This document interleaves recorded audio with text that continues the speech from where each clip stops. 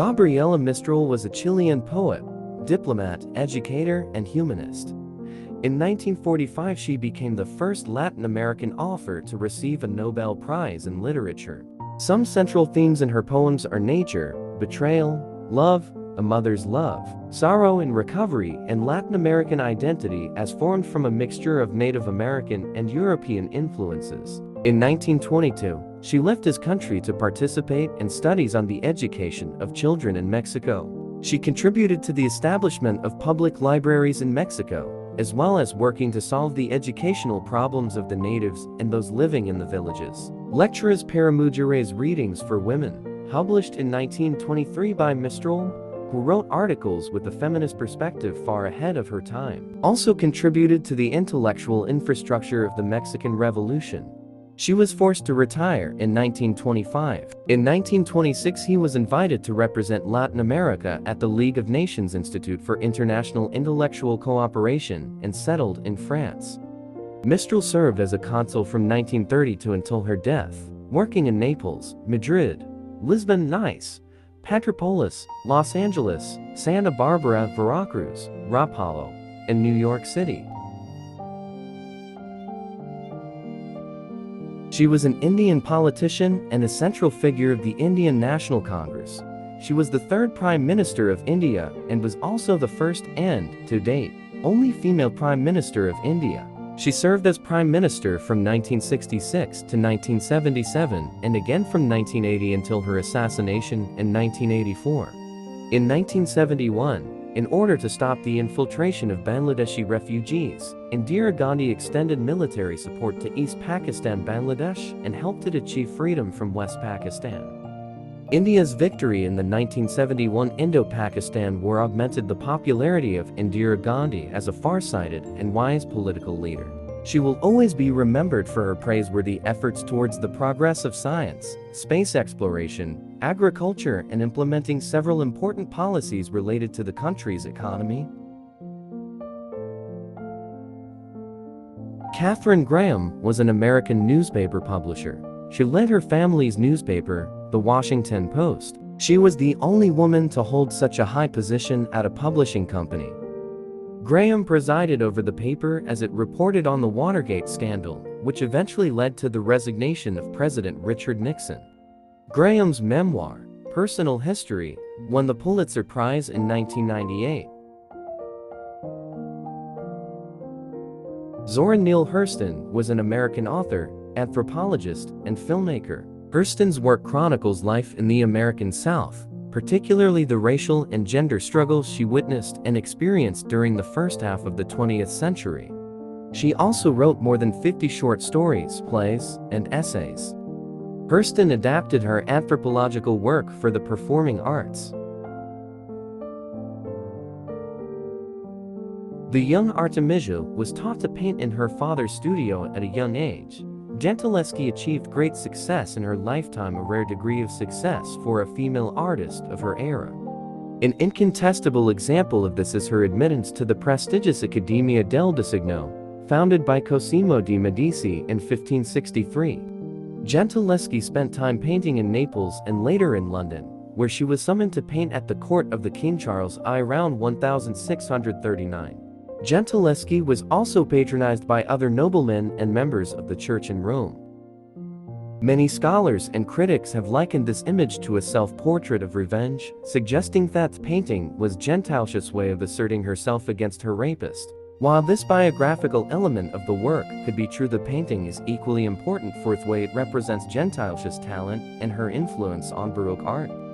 In many of her correspondences, Gentileschi referenced the difficulty of being a female painter in a male-dominated field.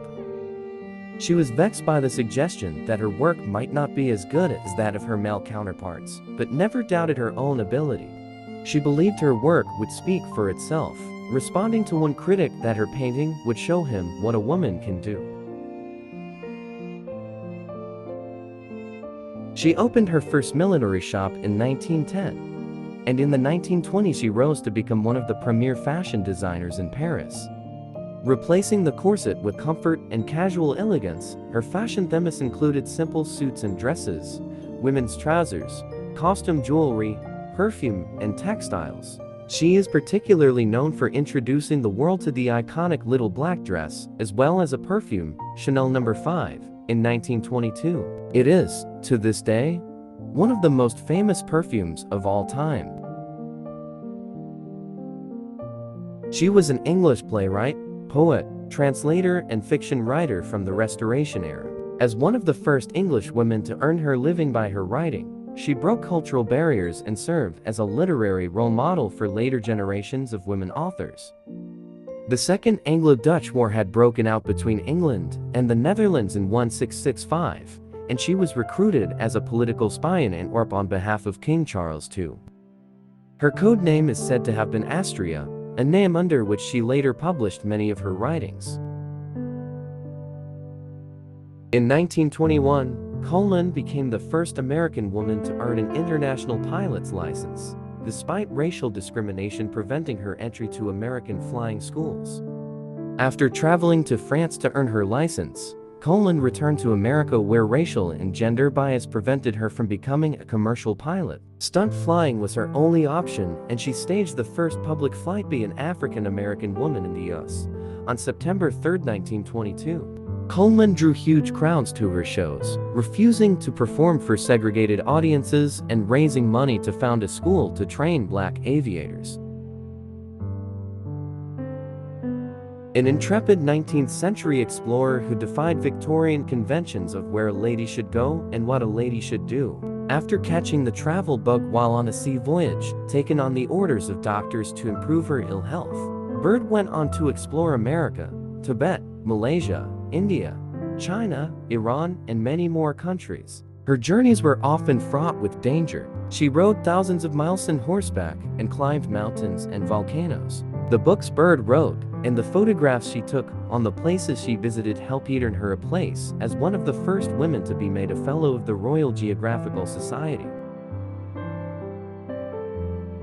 She was a member of the powerful Italian Medici family who became Queen Consort of France through her marriage to King Henry II. As Queen Consort and, later, Queen Mother, Catherine was highly influential during a period of intense religious and civil conflict. Catherine lived in an era of constantly shifting alliances, both political and religious, and fought to keep a stable future for her children. She was one of the most powerful forces of the time, driving the decisions of 3 successive kings. The Protestant historians who wrote after her death tended to portray Catherine as a wicked, decadent Italian who deserved blame for the bloodshed of the era, even going as far as calling her a witch. Modern historians tend towards a more moderate view of Catherine as a powerful woman in a dangerous time. Her patronage of the arts lived on in the reputation for culture and elegance that the French court maintained until the Revolution. She was the first woman to become a full professor of physics in Germany. She lost these positions in the 1930s because of the anti-Jewish Nuremberg laws of Nazi Germany, and in 1938 she fled to Sweden, where she lived for many years, ultimately becoming a Swedish citizen. She was part of the team that discovered, explained, and foresaw the explosive potential of nuclear fission. She has made great contributions in the 20th century as a woman scientist.